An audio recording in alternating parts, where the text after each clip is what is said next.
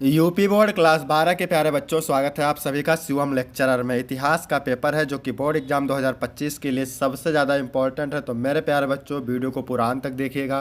पूरा पेपर एकदम अच्छे से आंसर के साथ आपको हल करके बताने वाले हैं। समय 3 घंटा 15 मिनट होता है और पूर्णांक होता है मेरे प्यारे बच्चों 100 का। यहाँ पर थोड़ा सा निर्देश देख लेते हैं। निर्देश में क्या है, ठीक है। सभी प्रश्न अनिवार्य हैं। इस प्रश्न पत्र में 5 खंड हैं। खंड का में 10 बहुविकल्पीय प्रश्न हैं। खंड खा में 5 अति लघु उत्तरीय प्रश्न हैं और खंड गा में 6 लघु उत्तरीय प्रश्न हैं। खंड घा में 3 विस्तृत उत्तरीय प्रश्न हैं और खंड अंगा में 10 ऐतिहासिक तिथियां व 5 मानचित्रों से संबंधित प्रश्न हैं। सभी प्रश्नों के निर्धारित अंक उसके सामने अंकित हैं।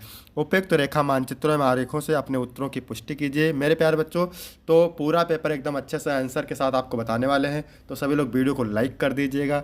चैनल पर नए होंगे चैनल को सब्सक्राइब कर दीजिएगा। वीडियो को शेयर कर दीजिएगा। चलिए शुरू करते हैं। सबसे पहले खंड खा, ठीक है। इसमें बहुविकल्पीय प्रश्न है 10।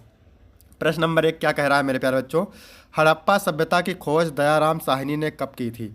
1921, 1922, 1924, 1925।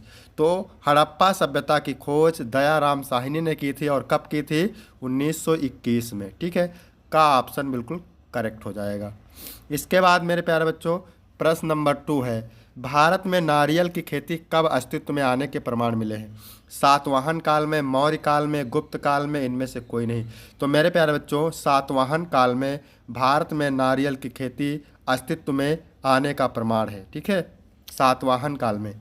इसके बाद मेरे प्यारे बच्चों, प्रश्न नंबर 3 है, महाभारत की रचना में लगभग कितने वर्ष लगे? 2000 वर्ष, 1800 वर्ष, 1000 वर्ष, 1500 वर्ष।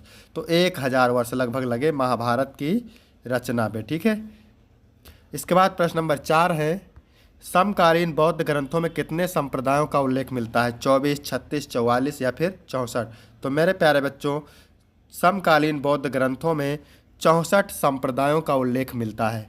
इसके बाद 5 नंबर है, सूफी संप्रदाय का भारत में आगमन हुआ कब हुआ? 10वीं शताब्दी में, 13वीं सदी में, 12वीं सदी में, 11वीं सदी में? तो मेरे प्यारे बच्चों, 11वीं सदी में सूफी संप्रदाय का भारत में आगमन हुआ। इसके बाद प्रश्न नंबर 6 है, 16वीं शताब्दी में बहमनी राज्य कितनी रियासतों में बंट गया? 5, 6, 10 या 3? तो मेरे प्यारे बच्चों, 16वीं शताब्दी में बहमनी राज्य 5 रियासतों में बंट गया। इसके बाद प्रश्न नंबर 7 है, क्या कह रहा है, मुगल वंश का संस्थापक कौन था? बाबर, अकबर, शाहजहां, औरंगजेब? तो मेरे प्यारे बच्चों, मुगल वंश का संस्थापक था कौन? बाबर, ठीक है, बाबर था। का ऑप्शन बिल्कुल करेक्ट हो जाएगा। इसके बाद प्रश्न नंबर 8 है, पानीपत का तीसरा युद्ध कब लड़ा गया? 1740, 1750, 1756, 1761? तो मेरे प्यारे बच्चों, पानीपत का तीसरा युद्ध हुआ था 1761 में, ठीक है। घा ऑप्शन करेक्ट हो जाएगा। इसके बाद प्रश्न नंबर 9 है, 1857 की क्रांति के समय भारत में ब्रिटिश गवर्नर जनरल कौन था? Dalhousie, Canning, Cornwallis, Hastings? तो मेरे प्यारे बच्चों, 1857 की क्रांति के समय भारत में ब्रिटिश गवर्नर जनरल था कैनिंग, ठीक है। आपका खा ऑप्शन करेक्ट हो जाएगा। इसके बाद प्रश्न नंबर 10 है, वर्धा प्रस्ताव कब पारित हुआ? 14 जून 1941, 14 जुलाई 1942, 14 मई 1940, 14 अप्रैल 1945? तो वर्धा प्रस्ताव पारित हुआ था 14 जुलाई 1942। खा ऑप्शन से हो जाएगा, ठीक है। यहाँ पर खंड का था, इसमें जो है 10 बहुविकल्पीय प्रश्न थे, ये कंप्लीट हो गए। इसके बाद खंड खा है, ठीक है। खंड खा में अतिलघु उत्तरीय प्रश्न है, उत्तर आपको 20 शब्दों में देना है। प्रत्येक उत्तर के लिए आपको 2 अंक मिलेंगे। तो यहाँ पर 11 नंबर प्रश्न क्या कह रहा है, कालीबंगा का शाब्दिक अर्थ क्या है? तो कालीबंगा का शाब्दिक अर्थ है काली चूड़ियाँ, ठीक है। क्या है? काली चूड़ियाँ। 12 नंबर है, मेगास्थनीज कौन था? तो मेगास्थनीज यूनान का एक राजपूत था जो मौर्य शासक चंद्रगुप्त मौर्य के दरबार में आया था। इसने अपने भारत यात्रा विवरण को इंडिका नामक ग्रंथ में संग्रहित किया। इसके बाद क्वेश्चन नंबर 13 है, वैदिक सभ्यता की 2 विशेषताएं। पहली विशेषता है, वैदिक काल में राजतंत्रात्मक प्रणाली प्रचलित थी। इसमें शासन का प्रमुख राजा होता था। दूसरा है, राजा वंशानुगत होता था किंतु जनता उसे हटा सकते थे। वह क्षेत्र विशेष का नहीं बल्कि जन्म विशेष का राजा होता था। इसके बाद 14 नंबर है, हर्षचरित का लेखक कौन था?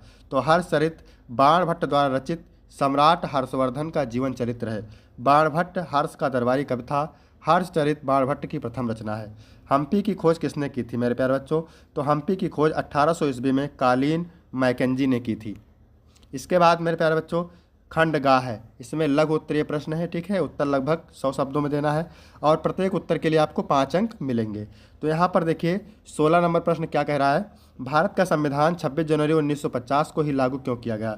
तो भारत का संविधान 26 जनवरी 1950 को लागू करने का मुख्य कारण यह था कि 26 जनवरी भारतीय स्वतंत्रता संग्राम के लिए ऐतिहासिक दिन था।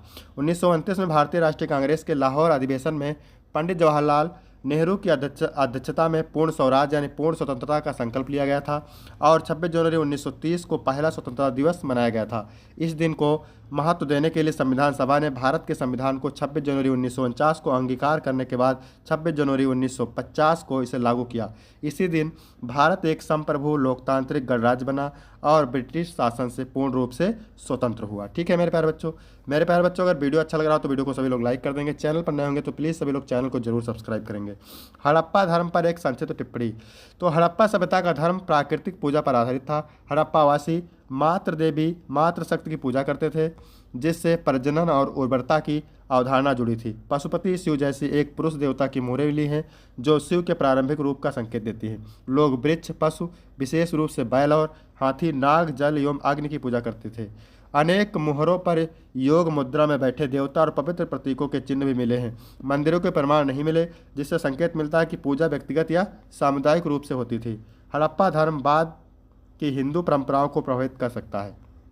इसके बाद है 18 नंबर, अल बिरूनी के बारे में आप क्या जानते हैं। तो अल बिरूनी एक प्रसिद्ध फारसी विद्वान, इतिहासकार, खगोलशास्त्री, गणितज्ञ और यात्री थे।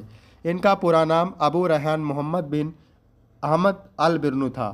उन्होंने गजनी के सुल्तान महमूद के साथ भारत यात्रा की और भारतीय समाज, धर्म, दर्शन, विज्ञान और संस्कृति का गहन अध्ययन किया। उनकी प्रसिद्ध पुस्तक तहकीक ए हिंद, किताब उल हिंद, भारतीय स्वतंत्र सभ्यता का एक महत्वपूर्ण विवरण प्रस्तुत करती है। वह संस्कृत भाषा से परिचित थे और उन्होंने भारतीय ग्रंथों का अध्ययन किया। अल बिरनू तुलनात्मक अध्ययन के जनक माने जाते हैं और उन्होंने भारत तथा इस्लामी दुनिया के ज्ञान का आदान प्रदान किया। इसके बाद मेरे प्यारे बच्चों 19 नंबर प्रश्न क्या कह रहा है, सूफी मत के प्रमुख सिद्धांतों का वर्णन कीजिए। तो सूफी मत इस्लाम का एक रहस्यवादी पंथ है जो प्रेम, भक्ति और आध्यात्मिकता पर आधारित है। इसके प्रमुख सिद्धांतों में ईश्वर के प्रति निष्काम प्रेम, मानवता की सेवा, धार्मिक संहीणता और आत्मशुद्धि शामिल है। सूफी संत बाहरी कर्मकांडों के बजाय आंतरिक आध्यात्मिक अनुभव को अधिक महत्व देते थे। वे गुरु शिष्य परंपरा में विश्वास रखते थे और ध्यान, संगीत, कव्वाली तथा नृत्य, धमाल के माध्यम से ईश्वर की अनुभूति प्राप्त करने का प्रयास करते थे। सूफी संतों ने धार्मिक एकता और समाज में भाईचारे को बढ़ावा दिया। प्रमुख सूफी सिलसिले चिश्ती, सुहरवर्दी, कादरी और नक्शबंदी हैं। ठीक है।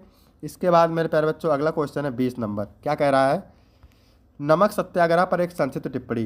तो नमक सत्याग्रह महात्मा गांधी द्वारा 12 मार्च 1930 को ब्रिटिश सरकार के अन्यायपूर्ण नमक कानून के विरोध में शुरू किया गया। एक अहिंसक आंदोलन था। गांधी जी ने साबरमती आश्रम से डांडी तक 240 मील की पदयात्रा की और 6 अप्रैल 1930 को समुद्र तट पर नमक बनाकर कानून तोड़ा।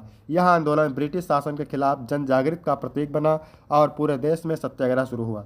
हजारों लोग ने गिरफ्तारी दी, लेकिन आंदोलन ने ब्रिटिश सरकार को हिला दिया। अंततः 1931 में गांधी इरविन समझौता हुआ। नमक सत्याग्रह भारतीय स्वतंत्रता संग्राम का एक ऐतिहासिक मोड़ था। ठीक है।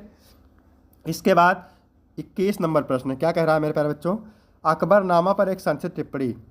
तो अकबरनामा मुगल सम्राट अकबर के जीवन और शासन पर आधारित एक ऐतिहासिक ग्रंथ है जिसे अनेक दरबारी इतिहासकार अबुल फजल ने लिखा था। यह 3 खंडों में विभाजित है। पहला खंड मुगल वंश और अकबर के प्रारंभिक जीवन का वर्णन करता है। दूसरा खंड उनके शासनकाल की प्रमुख घटनाओं और नीतियों पर केंद्रित है और तीसरा खंड आईन अकबरी कहलाता है, जिसमें अकबर की प्रशासनिक, सामाजिक और आर्थिक नीतियों का विस्तार से वर्णन किया गया है। यह ग्रंथ अकबर की धार्मिक संहीणता और प्रभावशाली शासन प्रणाली को दर्शाता है और मुगल इतिहास का एक महत्वपूर्ण स्रोत माना जाता है। ठीक है। इसके बाद मेरे प्यारे बच्चों है खंड घा। इसमें है विस्तृत उत्तरीय प्रश्न। उत्तर आपको 250 शब्दों में देना है और प्रत्येक उत्तर 10 अंक का है। 22 नंबर है मौर्यकालीन प्रशासन की प्रमुख विशेषताओं का विस्तार से वर्णन कीजिए। ठीक है। फिर है भक्ति आंदोलन के प्रमुख विशेषताओं पर प्रकाश डालिए। इसके बाद 23 नंबर है मेरे प्यारे बच्चों विजयनगर साम्राज्य के प्रशासन का वर्णन अथवा कृष्णदेव राय पर एक विस्तृत टिप्पणी लिखिए। 24 नंबर है भारतीय राष्ट्रवाद के उदय के कारणों की चर्चा अथवा भारत छोड़ो आंदोलन की विस्तृत व्याख्या कीजिए। ठीक है। तो ये प्रश्न आप लोग तैयार करेंगे।